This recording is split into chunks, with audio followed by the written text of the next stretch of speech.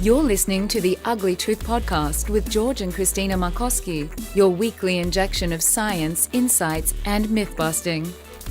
For awesome info and trending content, go to theuglytruth.log.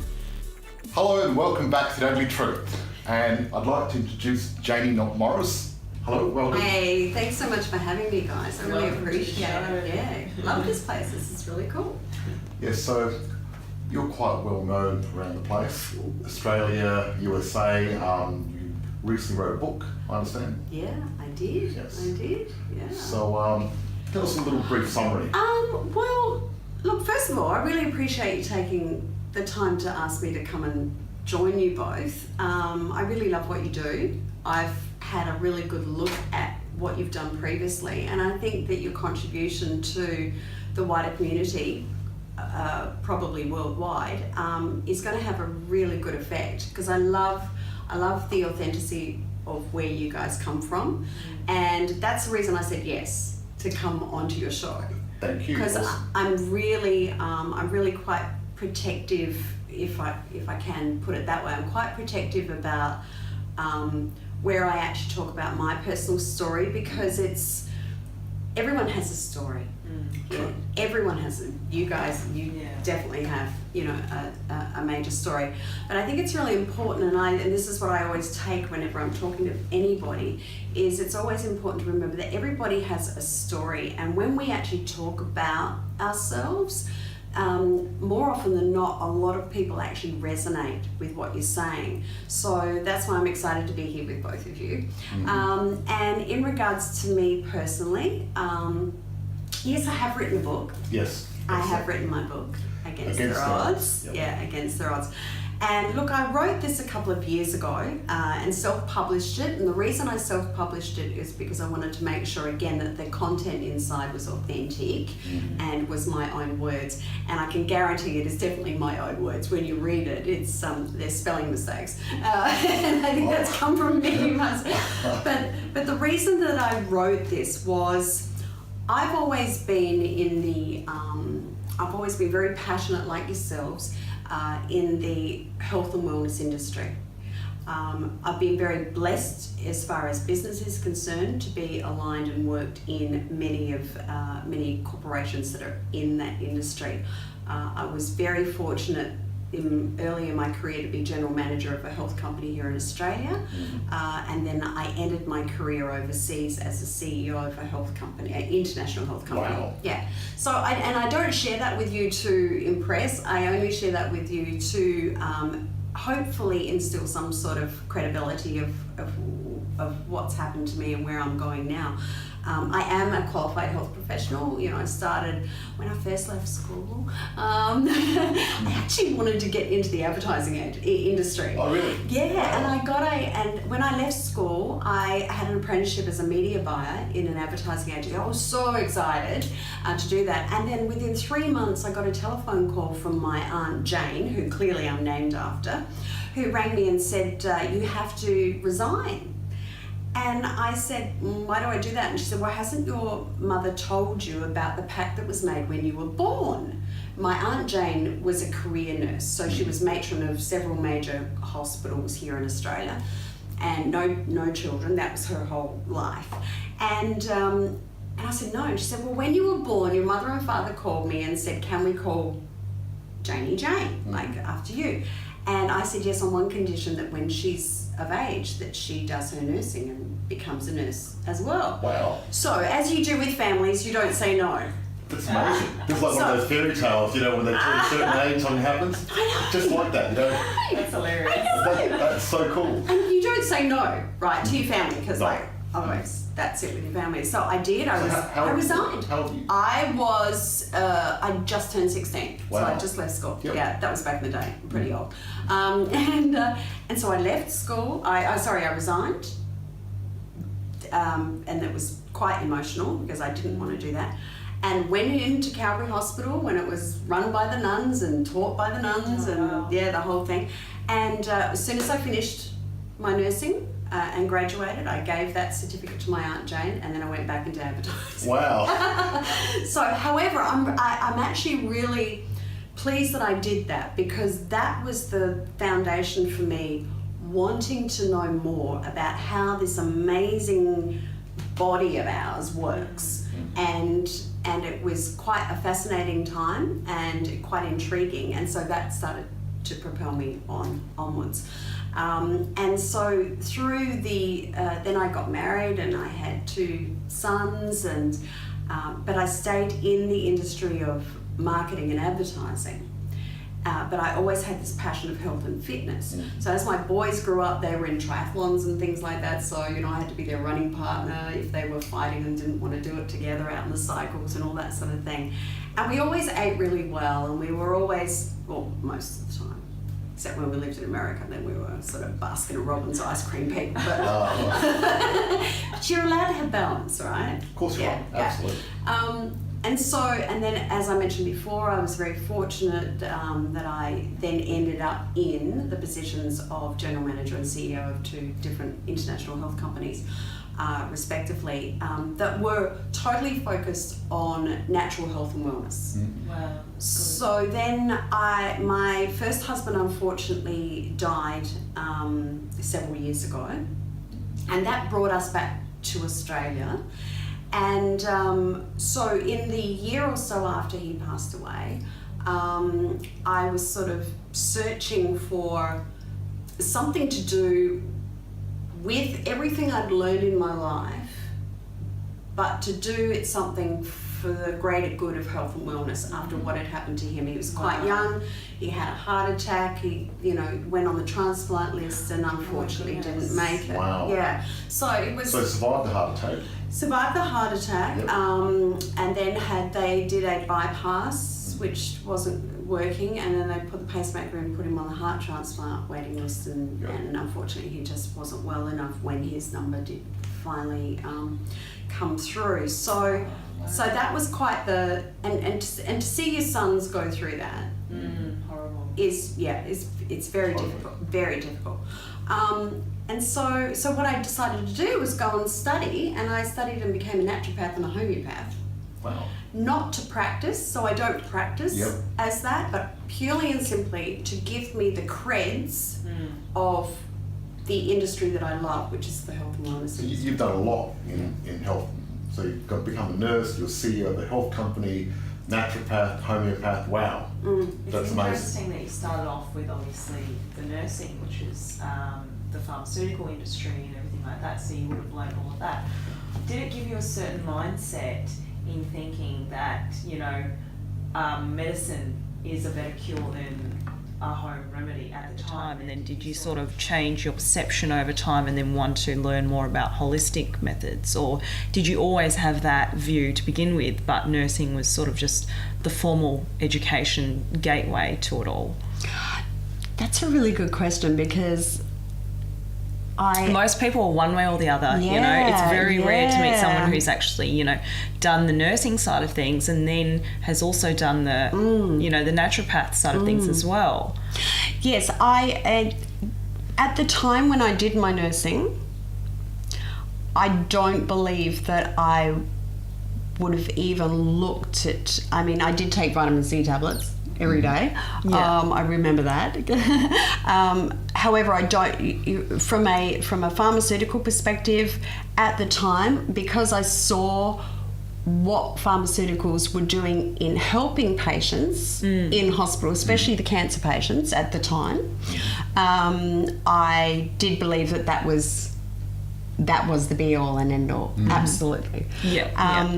It wasn't until I finished and left the hospital and was, I guess my mindset was more, there's got to be more, there's got to be more, there's got to be more. You were open-minded to learning. Absolutely, yes, absolutely.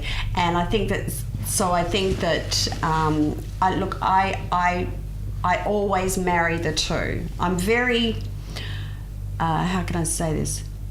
I'm not anti the pharmaceuticals. However, I'm very mindful of the the underlying foundation of pharmaceutical companies, Yes, if I yeah. can put it diplomatically. Absolutely, yes. like that. I mean, let's face it. I Yeah. mean, you know, the It's a elephant. business. The elephant in the room is that the FDA and the TGA. It's no secret. It is funded by pharmaceutical companies. So, you know, when you get great health companies coming in with the latest health products to get approvals, they don't only go through the approval process of and protocols of the TGAs and the FDAs, they also have to go through the pharmaceutical companies as well. And that's why so many magnificent products that can assist with healing and life and body balance aren't available. Yes, and I mean, doctors don't prescribe vitamins, but you know, vitamin D is one of those vitamins that everyone can use and can help cure a lot of stuff. But they created the artificial vitamin D, which you can prescribe, which isn't as good, obviously. Yes. Exactly, and it's like, you know, That's crazy. It's Well, they can make money out of artificial vitamin D. That's why it's a pain on them. Exactly. And the funny part about all of it is that pharmaceuticals all came from, and still do, the core of most pharmaceutical products comes from natural Plants. plants. Yes, it's like Which is what metformin. That comes from, I think, the lily plant. It's a natural substance. Yeah. And that's one pharmaceutical which I think is actually good.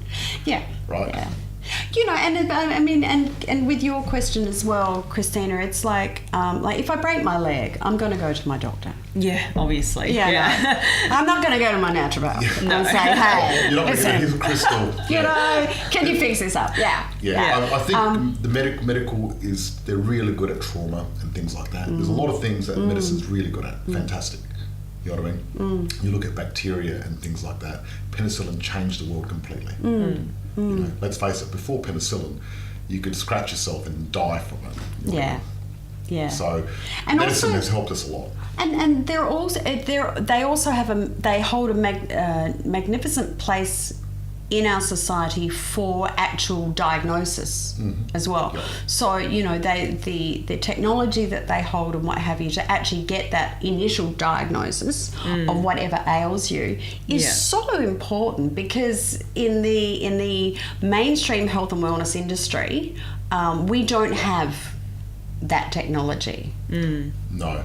You know? It's amazing what's happening at the moment, though, with the new technology coming out. Pretty soon you'll be able to diagnose yourself on your iPhone. They're getting the amazing stuff that's happening. which is Yeah, great.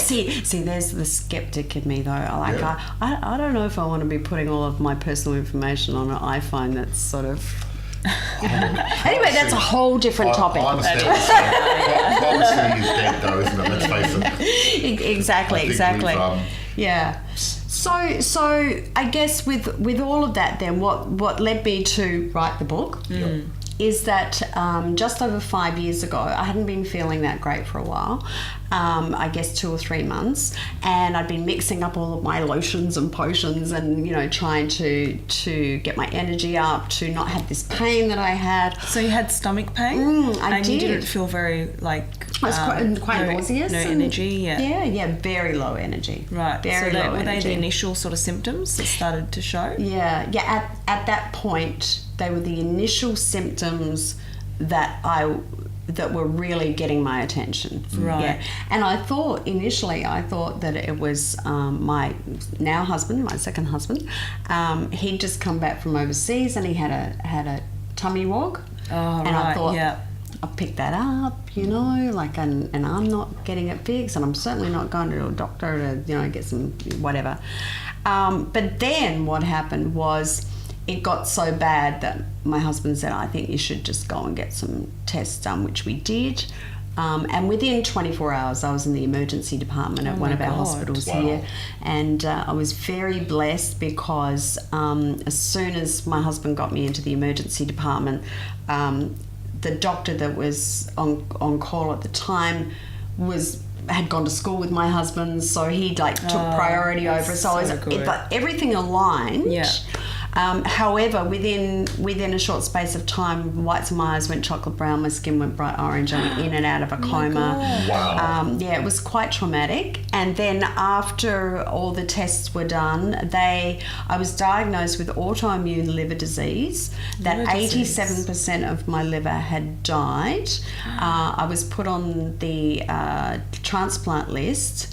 Pending what was going on, and potentially given 2 months to live. 2 months to Oh live. my Wow. God. Yeah. So I'm just curious about how that escalated so fast. So you went to the doctors and got some tests done, and then was it within 48 hours you were rushed to hospital?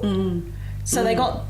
So they got the test. They did the tests, and my doctor rang and said, "Come and see me." Right. So we went in, and he said, "Your bloods are all over the place. I'd just like you to go and get a scan." So I went in and got a scan, and the radiologist said to me, "Oh, it's your gallbladder. It's inflamed. You better go and get that out." Yeah. And at the time, I thought, "Yay!" Like 3 days keyhole surgery, in and out. Like 3 days of not having to worry about taking care of anybody else, and and somebody can take care of me. That would be good. So at that stage, I still wasn't alarmed. Right. However, my belief is, as soon as I got into that emergency department, my body said, "Thank God, you now will tell you what's going on." Mm-hmm.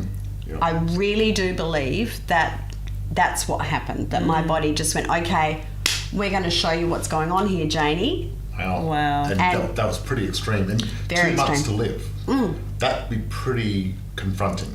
I mean, Yeah. how do you cope with that? It's, look, I know it's different for everybody. Me personally, when my doctor, and by the way, my doctor he has commented in the book, and he, to this day, can't believe I'm still here, to be honest. But he's been a great support. He's a really good guy. He calls me the woo-woo girl because I don't do anything he tells me. But the way that I coped with it, or the way that I reacted to it, first of all, I had a total meltdown in the first 24 hours after Mark told my husband and I, for several reasons, but mostly because my first husband had died waiting for a heart transplant, and one of the things that they had said was that I needed to have a liver transplant, right?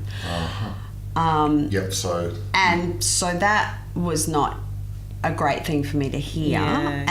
But secondly, however, most importantly, was my 2 boys. They had gone through so much, and still do to this day. I mean, it has absolutely traumatised their They went lives. through losing their father, and then suddenly you're diagnosed. That'd be like terrible. Yeah, it's it's not an option. In my head, it was not an option. But in that first 24 hours, it was definitely a big pity party. Me, myself, and I in my solitary room, and it was hard. It was, and it was, and I can tell you, in that 24 hours, I did not have one thought about trying to cure this naturally. Wow. Like, it was like, okay, so that's what's happening. I'm done. That's it. Yeah. The guys, drips in, off I go. I'll do what the doctors say. Wow. Yeah, in that 24 hours. So it was, So what changed? What changed was 2 things. My husband on the second night came in to see me, and I was crying and having my pity distraught. party. And I had physically changed in that time as well, and I saw it in the mirror in the bathroom. It was like almost overnight from the diagnosis that I was looking like a 94-year-old woman. Wow. Like I had just, so it was quite I've given up, if that makes sense. Yeah. And my husband came in, and my husband he's an interesting character. He absolutely, like, I'm his life. Like, he absolutely adores me. And he saw me having this pity party, and he blew up at me. He just said, "What are this?" And he screamed in this room and got my attention. And then picked his bag up and walked out and slammed the door in the hospital and went home. Wow. And I burst into tears, and then my nurse, who I'm now great friends with, Amanda Summers, who was my lifesaver in hospital, she came in and said, "What the hell was that?" And I said, "Well, I think that was my husband telling me to quit my pity party, put my big girl panties on, get sorted out, and when I'm done, he'll come back." And she went, "Alrighty then," and turned around and walked out. Wow. And closed the door. Wow. So I spent the rest of the night going, okay, this is where it's at. This is the prognosis in their mind. What have I learned in my life? What resources can I pull on? Who can I call on? We've got to get a plan here, because I've got 2 months. Plan of action, yeah. I got to get this done. So I think it was about 1 o'clock the next morning, I decided to call my liver Larry. His name's Larry. Larry. And I gave him a name, and the reason that I gave him a name was because I decided that I needed to have a relationship with whatever it was that was causing this issue, so that the two of us could work together. And I said to Larry at 1 o'clock in the morning, "Okay, Larry, here's the deal. We've got 2 options. Number 1, you and I start working together, and whatever I do, you've got to be on board with it, and you've got to work, and you've got to get yourself together." Because as we all know, the liver is the only organ in the body that can 100% completely regenerate itself if you take care of it. Absolutely. Yeah. So, and then I said to Larry, or option 2 is that you can just go and get thrown into a rubbish bin, and I'll get one of your cousins put into me, and then I'll work with them, a transplant, work with them for the rest of my life, and we'll be happy as without Larry. So it's your choice. So, it was like, this is where I had to go mentally. And it's funny, I still talk to Larry quite often. We do Happy have as Larry. he's happy as Larry. He is happy as Larry. So yeah, so that was the turning point. That was that. Yeah, that's what happened. Okay, so, and you decided to do it naturally though, right? But there was no real medical way of treating it, was there? No. Except for a transplant. Yeah. They couldn't give you a drug to fix your liver. No. So you need to think, okay, how do I fix it myself? Yeah. So what I did was I started thinking about, I was very fortunate when I was working in America. I met an incredible man, Google him, Dr. Leonard, oh no, I was going to say your surname, George, because it's very similar. I'm having a boomer babe mental moment. We'll put it in the show notes. Yeah. But Dr. And as I'm talking now, his surname will come up. Isn't that terrible? Sorry, Leonard.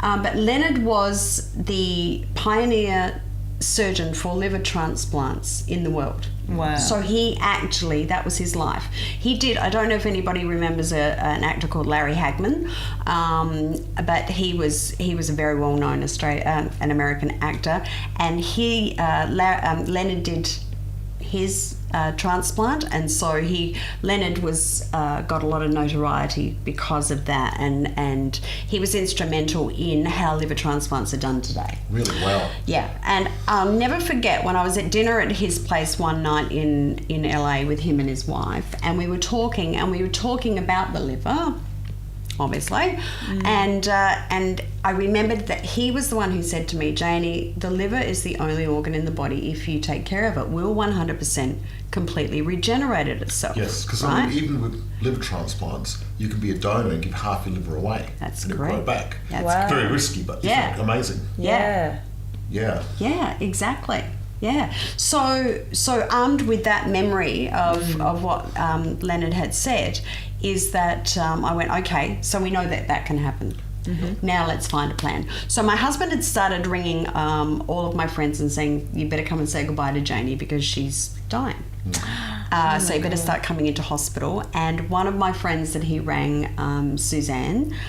Suzanne was Princess Diana and Bette Midler and Barbara Streisand's personal trainer. Oh, really? Wow. Yeah, and she's one of my best friends, and now lives here in Australia, in Sydney. She and her husband Paul, and he rang them and said, "Jaynie's dying, you better come and say goodbye." And she said, "Look, Jaynie's really stubborn. She'll probably want to start researching and looking at products that can help. We'll do it with her." because Suzanne's very passionate about that as well. And so, you know, armed with Suzanne and a couple of doctors in America that I've worked with previously in the natural medicine industry, they all got together and put together a whole different suite of products, and here I am today. And I became a organ donor again on my driver's license 18 months ago, and totally avoided the liver transplant. Wow. Larry has 100% completely regenerated himself. I have more energy than I did before. I certainly have not a different awareness of life, I think a heightened awareness of life since then as well. And not to say that I don't have, I mean, there are days when, you know, energy-wise I might be down or whatever. So, you know, to me there's still a management of it, if that makes sense. But yeah, so I decided to write the book to get the message of complacency out, because one of the things that came out of the test results, and the doctors were saying, is that all the symptoms that I'd had in the years leading up to that emergency department admission, all the symptoms I'd had, which I'd put off as stress, so low energy, I had this pain that came and went. Whereabouts, the right side? Right here, where the liver is. Yeah. I had this pain and all that sort of thing. I had reflux starting, and I often got headaches and, you know, fill in the gap, normal things, And I was putting them down to menopause and stress, all the stress of having to leave America, come back to Australia, husband dying, you know, starting a new life, all those sort of things. That, I guess, you know, women tend to sort of just go, oh, well, you know. Not to say that guys don't, you know. I mean, stress is a Soldier part, on, but stress is a part of disease anyway, though. It does affect things. Now, and autoimmune can be brought on by stress too, so there is an emotional component. Now, see that you're absolutely correct, and my belief is that all autoimmune diseases are caused by stress. Yep, all autoimmune, because the research that I've been doing since, as a direct result of this, as well, I cannot see. Nobody has yet given me clear evidence that autoimmune diseases aren't caused by stress. So, for instance, in my case, all of those symptoms that I had was actually my liver dying. Wow. It was actually. Now, interesting, I also have this theory that, with all of that stress that was going on, right, the adrenal glands were pumping out cortisol. I was, you know, in your fight or flight, I was fighting all the time. So my body was in that constant heightened abnormal state. So when your body gets like that, it goes, hey, something's wrong. So it does a scan of itself, and it usually finds the weakest link, right? When it finds the weakest link, it goes, oh, that's what's out of balance. We're going to get rid of that. And so it starts killing it. Now, in my instance, my family has a history of a condition called hemochromatosis. Oh, yep, I've heard with that. the liver. A friend of mine's got hemochromatosis. With the liver. Is that with the liver, is it? It is. Yes. It is. So that's an excess of iron, isn't it? Yes. Which is poisonous. Yes, exactly. Right. Now, in my family, 2 of my siblings have hemochromatosis, and they have to go and have the bloodletting done. Yeah, my best friend does that as well. On a regular basis, for that exact reason. My other sister, Wendy, who is like a clone of me, she and I carry the gene, but we don't have hemochromatosis, right? But we carry the gene. So my theory is all of that stress that I was going through all of those years, when my body's gone, too much stress, something's wrong, it's done the scan, it's gone, because of the gene. So there's that my liver was slightly weak anyway because of the gene that I carry of hemochromatosis. Go, okay, that's it. We'll get rid of that, and that'll fix this stress thing. So that's my theory as to where I landed 5 years ago. I've got a curious question. Do you get drunk easy if you've got hemochromatosis? Yes. Because I've noticed people that have it, they get drunk a lot easier. Yep. One drink, they're gone. One drink and they're gone. That's what I was wondering, because I know a few people I'm not going to mention on camera, but when they have 2 drinks, they're gone. Yeah. Wow. They go from being happy to just totally drunk. Yeah. Right. Now that explains it. Wow. And it's interesting you should bring that up because in the years between when my husband passed away and when I met my now husband, I had a relationship. I was in a lovely relationship, and he was in quite a social sector. So whenever we went out, and my book talks all about this, by the way, as well. Whenever we went out, I've always been self-conscious, so I've always felt that my self-esteem's been quite low in my life, but I put on a good face because of the work that I've had, and we talked earlier before off camera about public speaking and things like that. I used to be on the circuit in the US speaking on personal development. But I would always steel myself with a drink before I went on stage. Right? So when I was in this relationship, I always felt like I was probably a level below all of his friends. And so whenever we went out, I'd have a drink before we went to steel myself, and then, everything's fine. And then when we go out and then we'd start having a cup of tea, I'd down a couple of drinks, and I was the drunk girl. Wow. I was the drunk girl with 2 drinks. Yeah. And it certainly didn't help the relationship. No. But I didn't know either. And you're absolutely correct. And this is what my doctors have subsequently explained to me as well. With alcohol, if you've got hemochromatosis or you're susceptible, you've got the gene, that's what will happen. Yes, because you're not going to be able to process it easily. No, you can't. Interesting. So, you talk about how you naturally healed yourself, but I'd like to know more details. Like, is there anything that you can do to help your liver? What's the few key things that you can do? Well, there's a certain foods or certain vitamins. Did you have to de-stress? I'm guessing it would have been a whole diet and lifestyle change, right? It was, and one thing that I did do.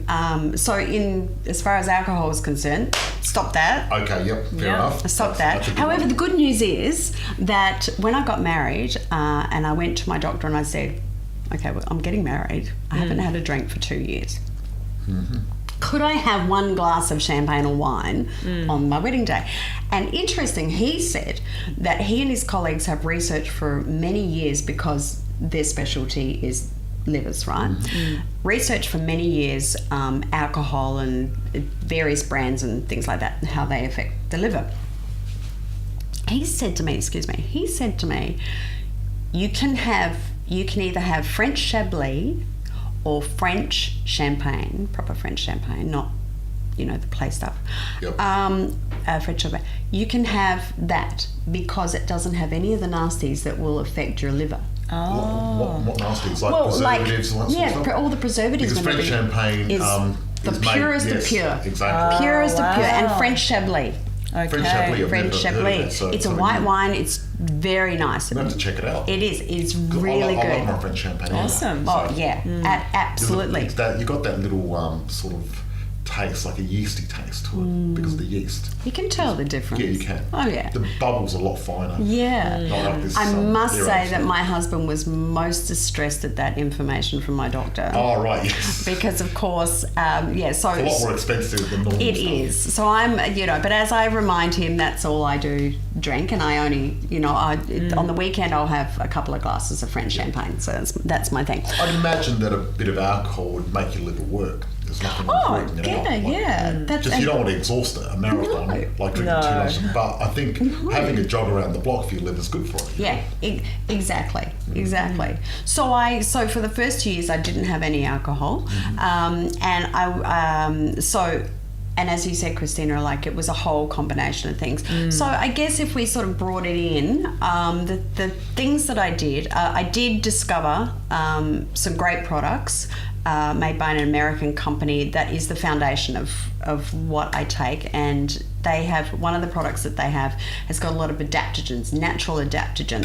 Okay. Yeah. I've read a little bit about this. So that's what's been helping me mostly. There's one from Russia, starts with R-O-D or something. Do you know that one? No, I don't. Are these supplements that you're taking? Or is Yes. this... Whether it's a Adaptogens powder are like form. herbs. Yeah. And what they do is they're not like a vitamin.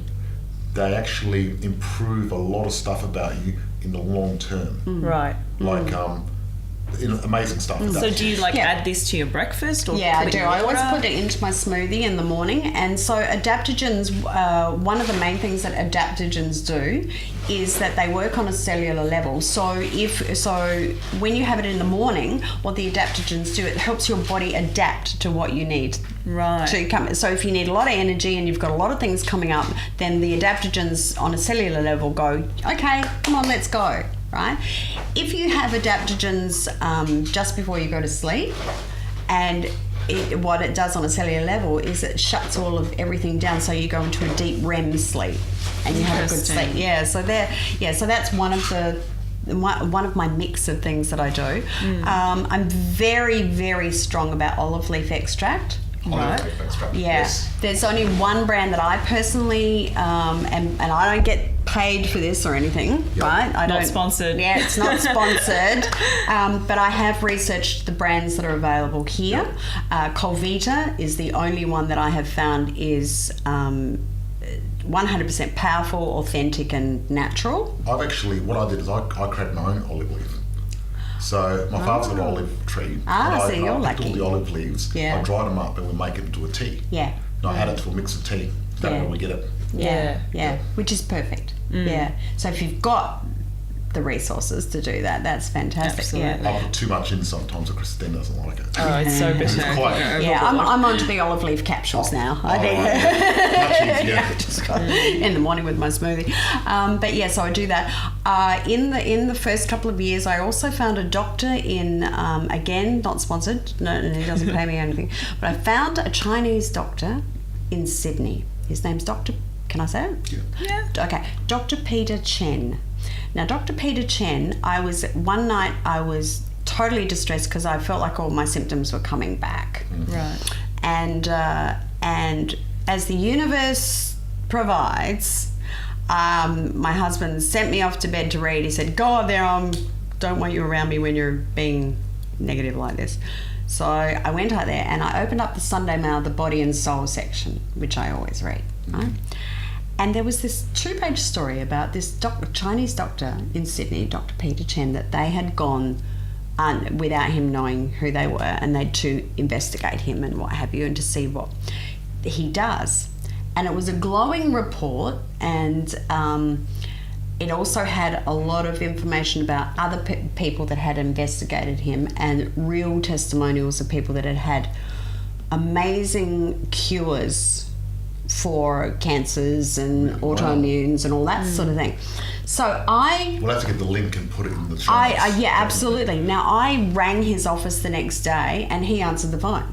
So he's this lovely little Chinese doctor in Paddington. is he a medical not doctor? Paddington. Yeah. So he does Chinese and he's a medical. Yeah, he's a medical doctor who's not allowed to. Like, he's a Chinese medical doctor who can't be a doctor.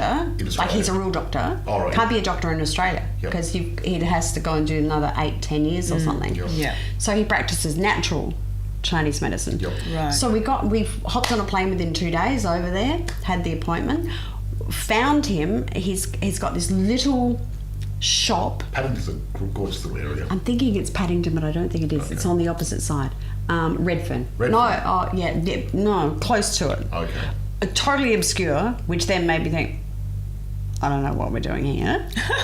Really, judgment came straight in. Yeah.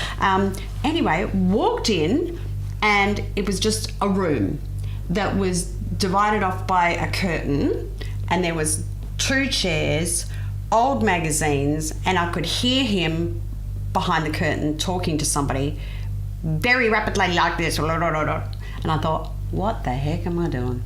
Like, what am I doing? Like, what is this? What is this? It's like Body and Soul, quick girdle. You guys, what are you, like, what's going on? I said to Chris, I think we need to go. And with that, the curtain opened up and this little Chinese guy said, "Oh, so you're Jaynie. Okay, come on." And I went, okay. So I got up and went in, and behind the curtain he had, he's got 3 massage tables that are divided by curtains, and he's got one little desk that's covered in mess of papers and things. And he said, you sit there. And Chris came in and he said, okay, you can sit there too. And then he said to me, don't tell me what's wrong with you. I went, okay. And he said, I'll tell you what's wrong with you. Wow. I said, okay. So he looked into my mouth, he looked into my eyes, he looked into my ears, he looked at my palms, and he said, oh, okay, you're sick. And I said, yeah, I know. And he said, your liver's not good at all. Your liver is really bad. He said, what you been doing to your liver? And I said, well, I've been trying to fix it. And he said, well, you're not doing a good job. And he said, you're just in time. And I said, what do you mean? He said, you're close to not being here. He said, you should be dead. Now, I had not told him anything. Wow. At all. I just said I wanted an appointment. This guy sounds amazing. I know. He's incredible. Dr. Peter Chen.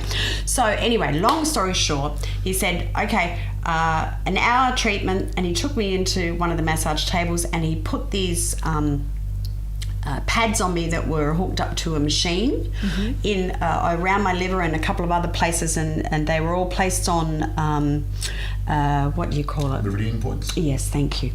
And were they electrodes that were? Yeah. Right. So he put those on me for an hour.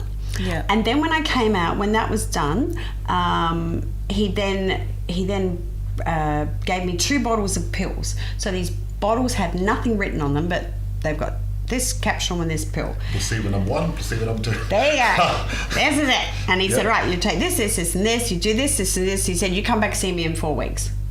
And I went, okay. And I got up, and then he had other people coming in. And so Chris and I walked out, and I looked at Chris, he said, you're all right? And I said, I feel amazing. I feel the best I've felt in 3 years. Wow. And I did. That's amazing. As I sit here now, I did. To the point where even up until then, socially, I was shunning away from seeing people and things like that because energetically, I just couldn't keep up. Yeah. And I didn't want to hold my husband back in those situations, and I certainly didn't want people to be uncomfortable. I said to Chris, ring Suzanne and Paul, my friends, because they live in Sydney. I said, ring Suzanne and Paul, tell them to meet us at the Marriott. Let's go for dinner. And he went, are you serious? And I went, yes. That's fantastic. And they met us, and I, without a word of a lie, energetically, I was on until midnight, and then I went, Cinderella, I'm going to bed. And I was, So I flew over to see Dr. Peter Chen 5 times. Wow. And so he was part of my healing. Wow. Yeah, your journey. This guy, I'm going to look him up. He is. I'm flying to Sydney later this month. I'm going to go visit him. Dr. Peter Chen. Yeah, Dr. Peter Chen. I want to visit him too. Yeah, he's amazing. And he just. I take him. You never know. But don't tell him. If you're looking for anything in particular, just go. Hey. That's what I want to do. I want to test him. Jaynie Morris said, "Come." Or whatever, and just go. Yeah. Sounds amazing. So that's part of what I did. I do all the normal thing. I'm very big into swimming the Jaynie way. I don't swim overarm or like that because I don't like putting my head in the water. I'm precious.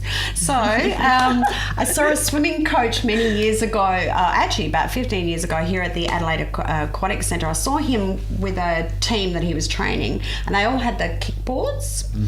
And I asked him about why they did that, because they're all training to be trying to get into the Olympics and everything, the squad teams.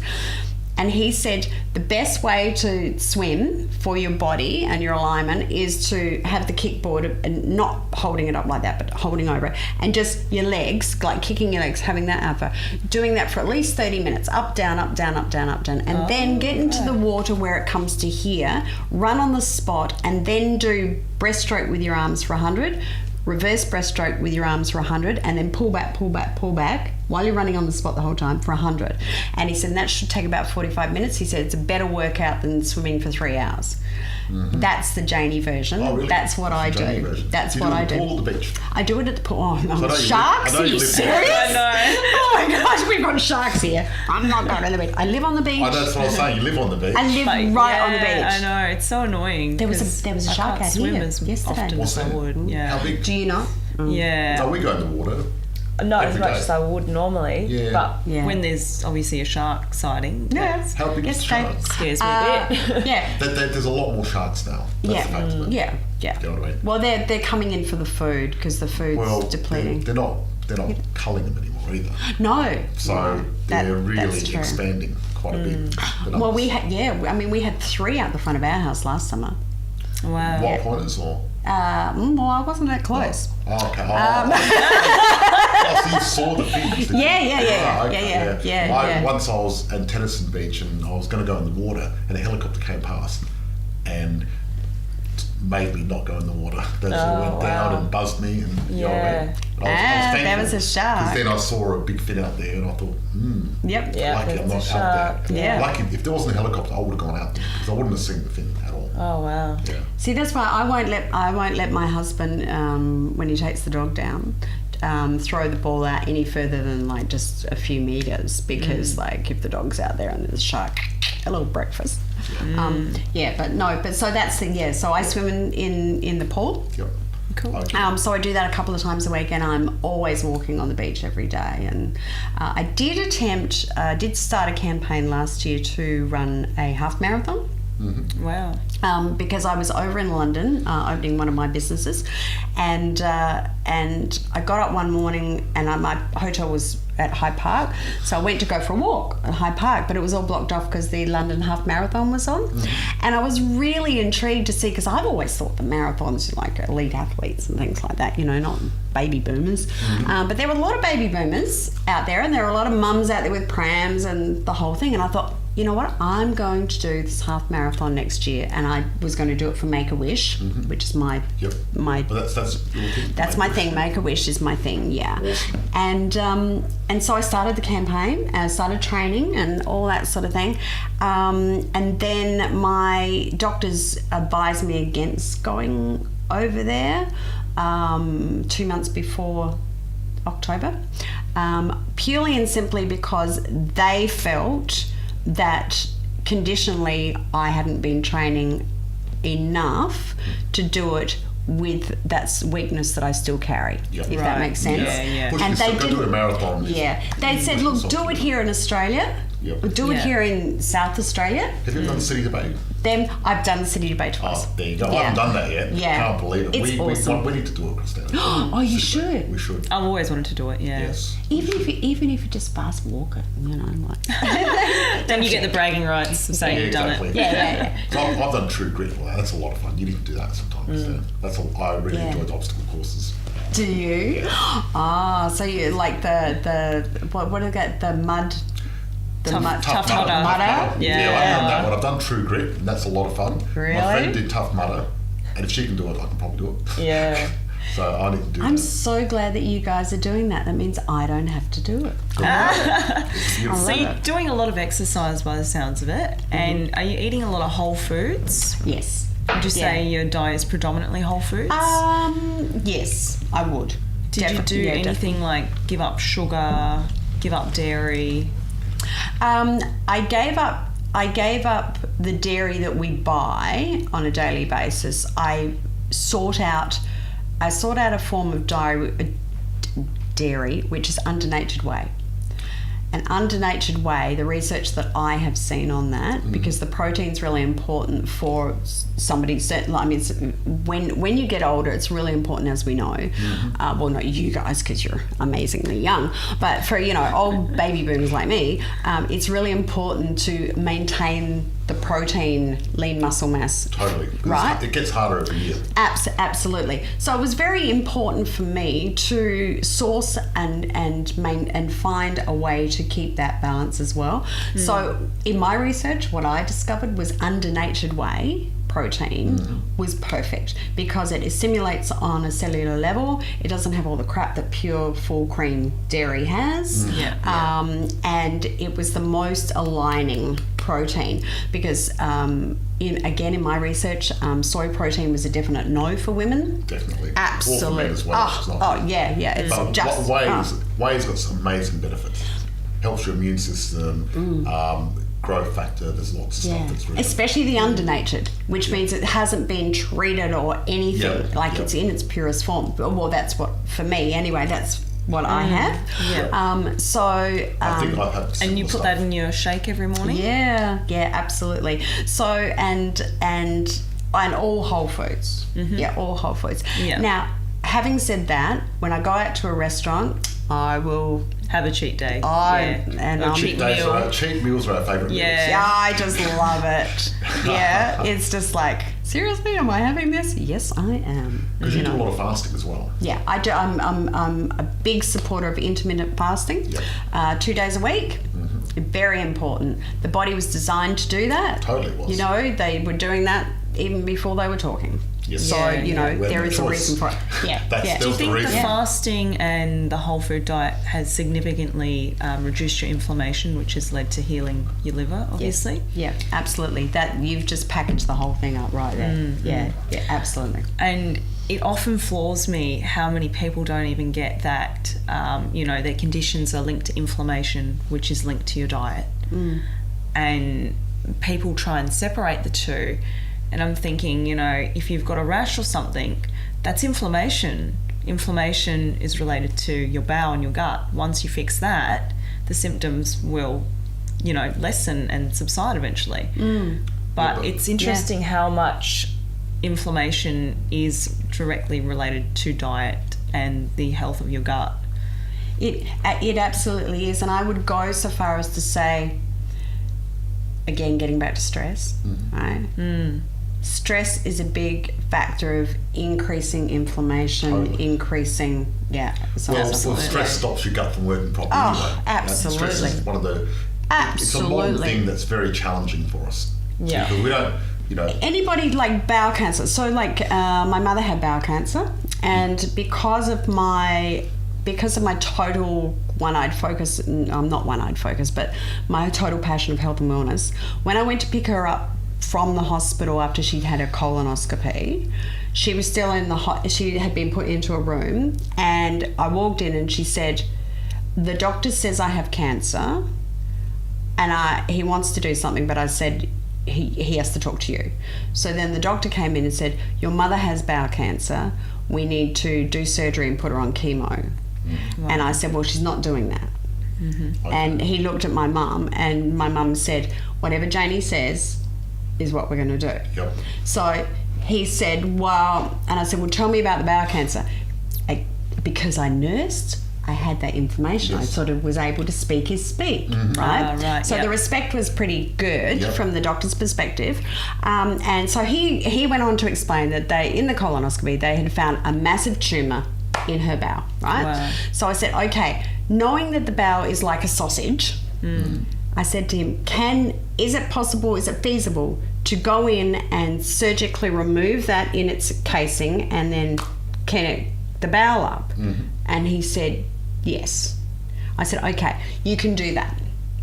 So they prepped her, and then the next morning, and she went in, and as it turned out, she had 2 tumours in her bowel, one behind the other one. So if we hadn't have done that, she would have died in 3 weeks because of the block. So, but my point is that they went in, they did that, they removed it in the bowel because it's encased like a sausage. They removed that, stitched the bowel up, good to go. You know what I mean. No chemotherapy, no radiotherapy, cancer gone, no trace of cancer. Wow. She did what I told her to take. She took what I did, and she was fine. If she had gone down the chemotherapy way, who knows? I'm not a supporter of chemotherapy, and everyone knows that, and I'm sorry if I offend anybody on that, but I'm a strong believer in that. But the reason I've shared that story with you is that my mum spent her whole life stuffing her emotions down. She never allowed her emotions on anything. Like when my mum and dad got divorced, or all those sort of things. Everybody else who came before she did, and she stuffed everything down. So I have a strong belief that people that stuff everything down, 2 areas of their bodies are affected by inflammation, and which then goes on to disease. Throat and bowel. Because the bowel is the housing of your emotions. Yep. And if you stuff it down and you don't talk about it, or you just close it up, or you shut up when things are going bad and all that sort of thing, at some point in time, your bowel is just going to, it's going to fill up with all that crap. Wow. And at some point in time, something's going to happen. So, yeah. Okay, so we've discussed that stress is one of those causes of autoimmune and cancer and that sort of stuff. How do we get rid of stress? That's the question, because how do people know they're stressed? 2, how to get rid of it? Because it's easy to say, let's get rid of it, but who knows how to do it? Have you got any great ways of doing it? Look, I think it's, I wish I did, and I think everybody does. I think the one thing that I try and I speak about, the one thing that I try to share with everybody is that, as hard as it might sound, try to take a step back every time something's out of balance in your life. And because a lot of people say to me, I've got this going on, I've got that going on, I can't, I've got not enough day. Oh my gosh, it's Christmas. When did that happen? Christmas, it's everybody defines themselves by a calendar. It's another day. It's not Armageddon. It's not the world's not going to end. So a couple of tips that I do say to people in regards to stress is that when something's going out of balance, just try to stop for a minute. Just stop and think about what's going on. Because when you don't stop and you've got something out of balance in your life, there's an issue at work, or the kids are getting on your nerves, or, something's happened, or, fill in the gap of all of the things that cause stress. If you keep just going on and you're stressed and like this is happening, you're not allowing yourself just to take a moment and go, and actually look at what that cause is in that moment, whatever that is in that moment. If it's the kids, right, instead of going, and we've got to do this and we've got to get this done, just sit down on the chair. Even if the kids go, what are you doing? Just go, hang on a second. Just need a moment. Just let me have a moment here, and think about what's going on, and just breathe a little bit, and just try to step back and have a look at what's going on. Think about if there's another way you might be able to handle that out of balance situation. If there is, and if you're comfortable with it, go that direction. Or if not, if it's just like, nah, I'm not feeling it, okay, well then go into the stress and keep going on until you can pull yourself back again.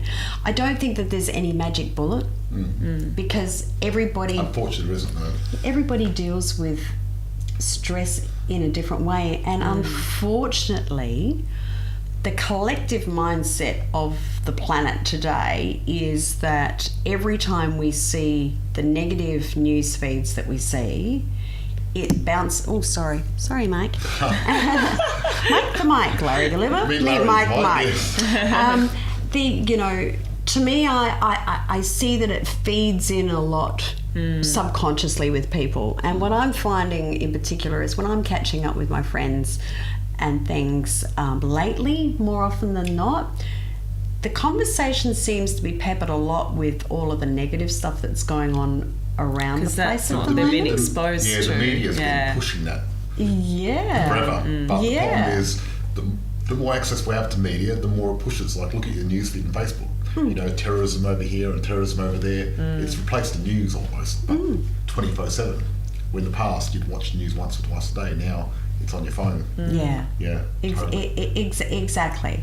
And so, and I think one of the other things, again, that I also talk about to try and help with stress is that I find, especially with so many people losing their jobs and things like that, and the economy being the way that it is, and I know that you too would, in your businesses, you would see a lot of this as well. people tend to get into the negativity of it all rather than go, okay, this has happened. Yeah, we're in a bit of a spot here at the moment, but there are solutions out there. Exactly.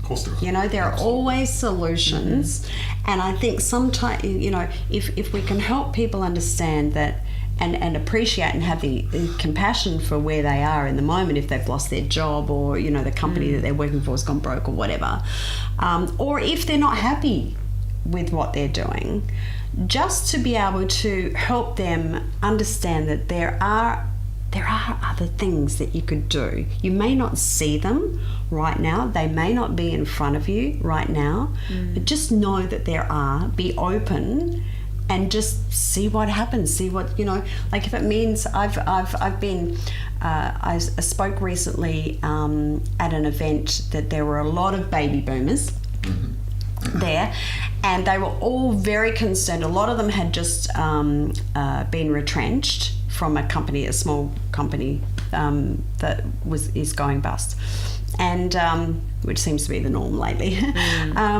And they were all concerned because all their life that's the only job that they've ever had. Yeah. So what it really was the fear factor of having relearning, to get out of their comfort zone, getting out of comfort zone is so upskill difficult. themselves. Yeah. Now, you're on the speaking circuit. Tell us a bit more about what you do. Because I'm very curious about that. Because you seem to be flying around the place. I'm very, very fortunate. I think more so since the book came out. I was very, very fortunate that I was interviewed by several magazines and we're talking about the media and media outlets. And one interview in particular that was done with the advertiser here in Adelaide. News Corp actually put it worldwide, the interview, and as a direct result of that, I often get asked to go and speak, not just on complacency or, you know, about my story, but also just on personal development in general, and finding solutions in life and actually being the happiest version. I always say the happiest version of yourself. Okay, that's you good. know, I think that encompasses more than, you know, the best version of yourself. I think it's pretty passé. cool. I like it. Yeah, I like the happiest version too. I might have to you can borrow that. George, you can have that. Yeah, absolutely. But I think that it encompasses so much more. So I've been fortunate. I get asked a lot to speak on at various events and to groups and people here in Australia and overseas. And it was interesting because we were talking about that earlier. I think that what I was saying earlier about in that time that I was in hospital, and I was actually then I had to look at all the things I've done in my life and how I could pull on all of those things to actually not only heal myself, however, to make a contribution to the global community of maybe helping others as well. And when I was living in America, and in fact when I came home briefly, I had the good fortune to meet somebody who I believe you admire, which is Jim Rohn. He's awesome. He's amazing. Mr. Jim Rohn. Jim Rohn, yeah. one of my favourites. Yeah. And it's interesting because I had been introduced to this concept of vision boards. And so I created this vision board, and one of the things I put on the vision board was that I had read this book written by a man called Jim Rohn. And when I read this book, it was easy to read. That was the first thing. You know, and that's really important to me. And because I'm not really a reader. Anywho, so I put on the vision board that I would love to meet Mr. Rohn and spend 12 months being personally mentored by him and work with him. So that was part of the vision board. Anyway, long story short, several months later, by chance, I picked up a friend at an airport and he said, hang on a sec, one of my mates is on the plane as well. I'd like you to meet him. And it was Jim Rohn. Wow. And then Jim Rohn's a legend, Christina. I've got to tell you more about him. He's a legend. He is an absolute legend. And it's interesting, we were talking about Tony Robbins, of course. Well, Tony started his career by selling Jim's seminars. He was a salesman for Jim. So that was the connection, yeah. So anyway, Jim and I hit it off as ended up being great friends. We were friends for, 13, 15 years, I think it was. And we became very close personal friends. as well. And so when I was living in America, it was great. We had holidays together, and as friends. You used to go Christmas. Yeah. There was one particular Christmas that he, my Christmas present was that I was back in Australia. My father had just passed away, and Jim gave me as a present, he flew me first class over to San Francisco to spend Christmas. How cool is that? Wow. Yeah, which That's was really awesome. nice to sort of, cheer me up, which was lovely. But when I lived in America, I often spent time with him in his home in Phoenix. He had a home in Phoenix, home in Beverly Hills, and in Carmel. And it was wonderful. We were great mates. And in fact, for my 40th birthday, my gift for my birthday was, he said, you can have anything you want, Jaynie. And I said, I would like to interview you. He was very passionate about the industry of network marketing, as we know, right?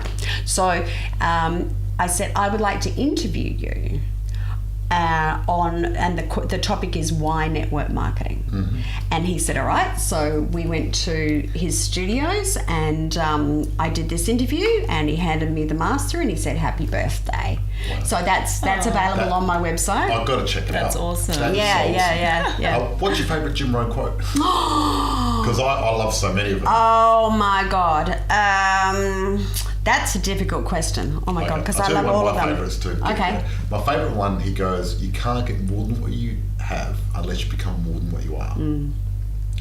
That's where that comes from, because I use that a lot. That came from Jim Rohn. That's a classic. Just brilliant. Yeah. He had so much wisdom. He could say a little he thing, sounds very but wise. so much wisdom. And he talked a lot about Bible stories and how they apply to our world as well. And he had a lot of great metaphors. I met him in 1995 when I first started working for the Australian Sales Masters, and didn't know who it was. And I got to meet him and have a chat to him, and he signed this book for me and everything. And inspiration. In Sydney? In Sydney, yeah. Darling Harbour. Yeah. No, absolute brilliant man. And one of the things that I love about him is that, as you and all of your viewers would know with Jim Rohn, that when he's on stage, he has such presence. He has such a presence that is, you feel like you're great mates with him. He's just... When I saw him, he was amazing, because he was stood behind the lectern. Yes. He had a glass of Coke or something, filling up, or Dr. Pepper or something. Yeah. And he didn't move from the lectern. He speaks very deliberately and slowly, doesn't jump around, doesn't move around. However, the whole audience was transfixed and captivated. Yeah, wow. You got some people, they're running around and trying to do things, and he'd pause a lot and make you think. And it was amazing. And it's interesting in, I'll call it real life, off stage, away from everybody. Jim was a really interesting character.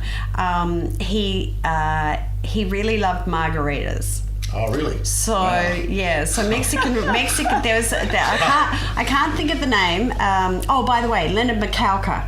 That's his name, Michalka. Just came. Baby boomer brain. Yep. Just can't see. I told you I'd get it. But Jim loved margaritas, and so whenever we were in Phoenix, at his home in Phoenix, there was a fantastic Mexican restaurant just up the road from where he lived, and I just knew that that's where we were always going to have dinner.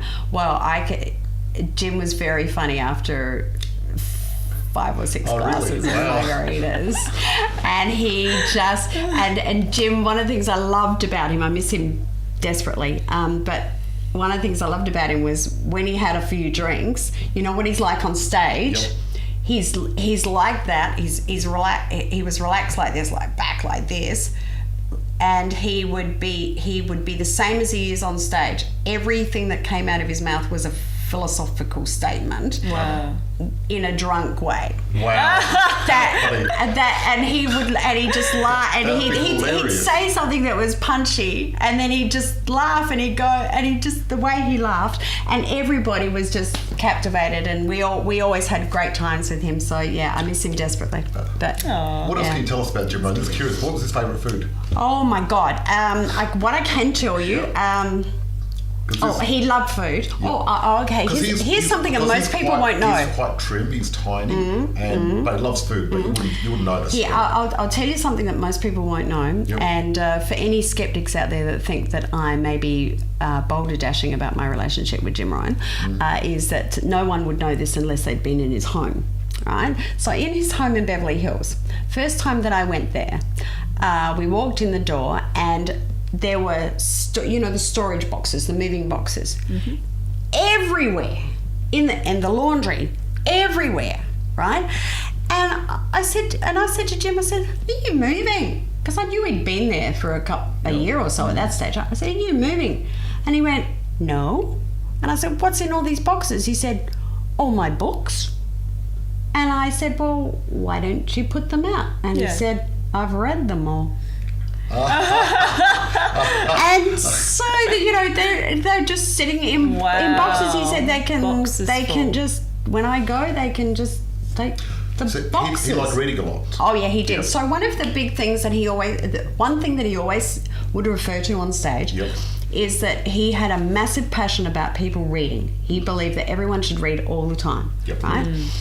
And he always used to say that he had always wanted a big, massive library in his home, and he had, on occasion, he would say he had a big library at home, and he would often say, "I haven't read haven't read it all. I just go in there."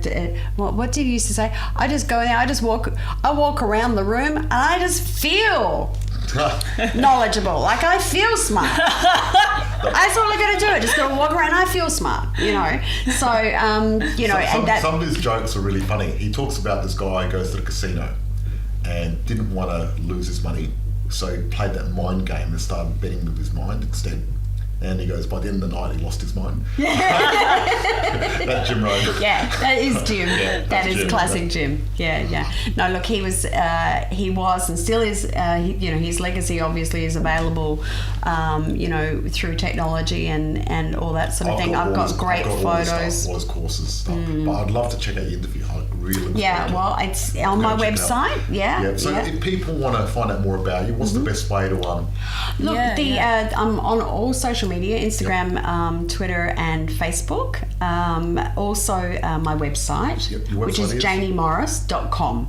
Okay, JaynieMorris.com. JaynieMorris.com. And we can find a copy of your book on that website? You can. And is it okay to... That's what I was going to ask, yes. Yeah, absolutely. For any of your viewers, if they would like a copy of the audio book, all they need to do is to go into the shop section of my website, and when checking out on that, just put in the code The Ugly Truth, and they get 20% off. Beautiful. Awesome. Yeah, 20% off for that. So just put that in the coupon section, The Ugly Truth.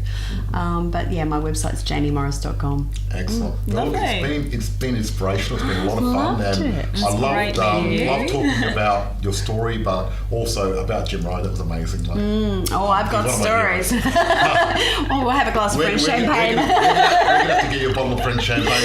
I think so. I can see a dinner and a chat coming up, definitely. Yeah. But thank you so much, both of you, for having me on your show. And again, I think it's what you're doing is making a great contribution to the global community. So congratulations to both of you. Thank you so much. You're welcome. Okay, thanks guys. Bye. See you next week. Bye. Now, if we can do a quick intro again, because the sound wasn't switched on at the beginning. I'm sorry, guys, but I didn't erect the flow, that's all. Yeah. So we're just going to do a quick intro just so we don't stop in the middle of it. How far in? About 5 minutes in. So what we'll do is just quickly introduce you again, so that way we can still cut into the conversation. We don't want to lose a bit of it. Okay, yeah. No worries. Okay. Hello and welcome to The Ugly Truth. And I'd like to welcome Jaynie Morris. Thank you for coming on board. Thank you. Thanks for having me. Yeah, welcome to the show. And Jaynie, you've got an amazing story to share. And I really appreciate you coming on our podcast, because I feel that a lot of our viewers resonate with your story and really can get inspired by it. Tell us a little bit about the story. Well, thank you. Well, firstly, I have to say huge thank you to both of you for contacting me and asking me to be on your podcast. I think that what the two of you are doing with The Ugly Truth is amazing, but more so, I think, for the global community, the podcast that you're doing, the stories, the information that you're bringing out to people is certainly resonating. I'm sure it's things that I've seen that the two of you are doing have certainly resonated with me as well. So it's an honour that you have asked me to come and join you. Thank you so much. To have you on the show, actually. Oh, thank you, Bless. Well, look, my story is no different to most people. You know, we all have stories. Both of you have stories. You know, everybody that's watching your podcast, everybody has a story. And I think one of the tragedies of life is that we often don't realise that we actually have very powerful stories.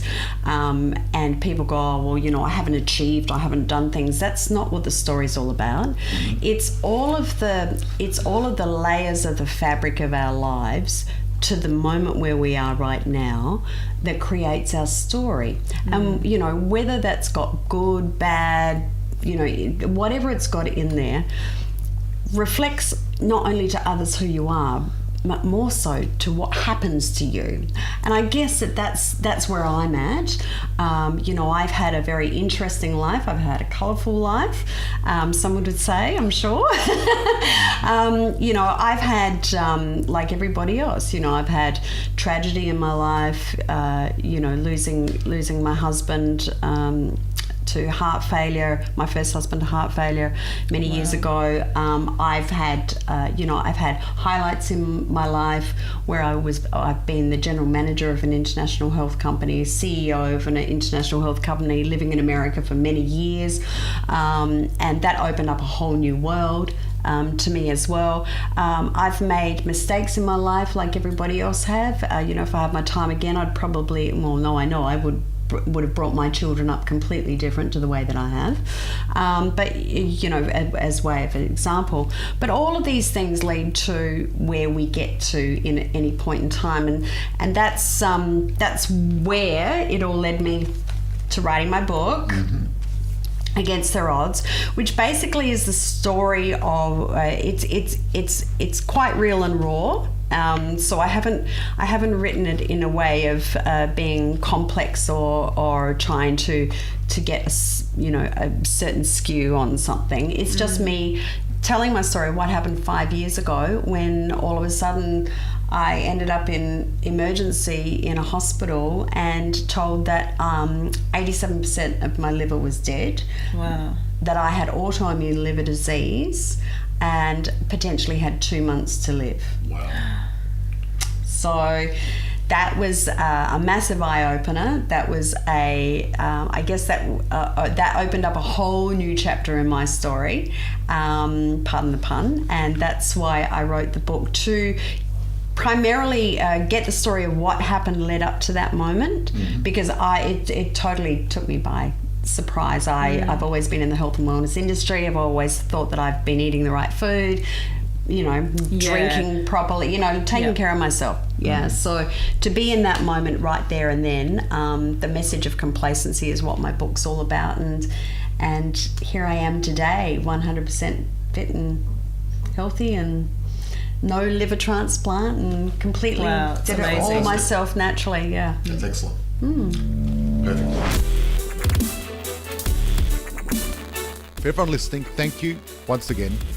Stay well and see you next episode. For awesome info and trending content, go to theuglytruth.blog.